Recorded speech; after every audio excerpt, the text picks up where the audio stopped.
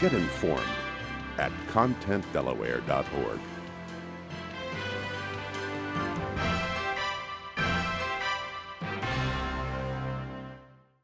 The old DSTP, it stood for the Delaware Student Testing Program, was a very unpopular test. And it was unpopular for a reason. It really was not very helpful. It was given typically late in the year. The results often came back after the school year was over. And all it really allowed you to do was compare how this year's fifth graders did compared to last year's fifth graders. So bottom line is those data were no good to anyone, except we could look at trends and kind of think about what we were doing and where we could have been better. So we've replaced that with something called the D.C.A.S, D.C.A.S. That stands for the Delaware Comprehensive Assessment System. And this is actually an assessment which is given several times throughout the year. And what it does, therefore, is allows us to measure the progress that each student makes during the course of the year while they're in any particular teacher's classroom. With the DCAS, it's a moment in time. You're comparing apples to apples, and you're comparing a student's performance within a given year, so teachers can intervene appropriately as needed when that child is still sitting in the classroom. The good news we have from families is because we can track the student's success throughout the year, they will still be able to see that growth. So while they may not be at the proficiency level that we have set, they will really be able to see that they are growing and moving in the right direction. The DSTP was a grade level test. Everybody took it at grade level, whether you had special needs or whether you were highly gifted. You were taking one grade level test. And if you hit the ceiling, so be it.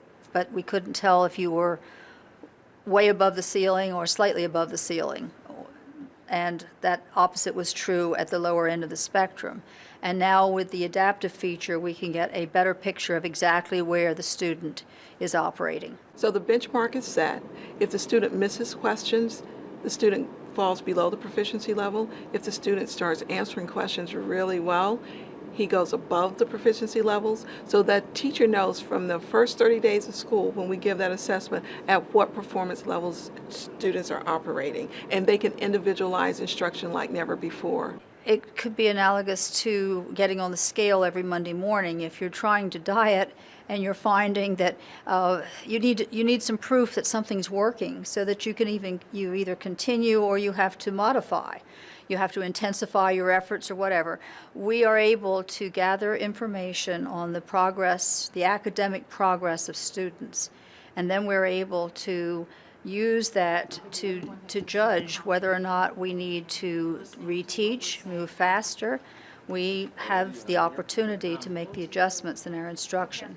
But we also use it to look at attendance data, to look at discipline data. We can get a full picture of any student, and from that, as we put together a team that is working to enable this student to maximize his or her learning, we can look at all the factors. So all the data, all the statistics, all the information that we can gather, we now can house on matrices and take a look at it to make very wise decisions, and then everybody is more efficient. In our collaborative meetings, we know where our students are, and we can make those adjustments, whether it's on a global scale where we really have to adjust the questions we're asking on our summative assessment, or someone needs to spend a little bit more time with Susan because something's happening with Susan's 7th period. We may need to adjust Susan's schedule. We may want to make some adjustments on our team with how maybe Susan's with some students in 7th period that doesn't work well with her. The staff has the flexibility to make those adjustments, but it's all based on student data. We don't do things just because, well, this may sound good. We really try to have the decisions we make built on what the students are producing at the time. Because it is a statewide assessment too, we can look at demographic similarities and find schools, as we've talked about before, a Keene Elementary, a Woodbridge Elementary, a school that is really doing well, and we can share with other schools in other districts. You should really go see what they're doing in Laurel. You should really go see what's happening in Brandywine, because now we're comparing apples to apples, and teachers can talk across the state. Teachers can share across the state. I would say the biggest difference between DSTP and DCAS is we went from a 5-point performance scale on the DSTP to a 4-point performance scale. Just in adjusting those cut scores and increasing the standards, as according to our superintendent, state superintendent, Lillian Lowry, we were looking at a comparison drop of about 20 points in each of the testing areas. When we do the comparison DSTP with this year's DCAS, we're actually projecting where we want to be with the DSTP calculations. However, the DCAS scores are going to drop slightly. And for a couple of reasons for that, again, would be going to a 4-point performance-based scale compared to a 5, as well as the increase in the standards over the last year. There's no silver bullet.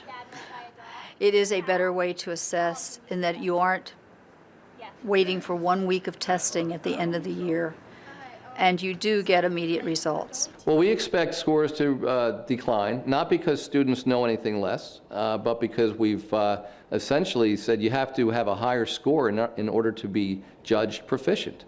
And we know that people are going to be unhappy about it, but again, we think this idea of being honest with our kids about what it takes to be proficient is incredibly important.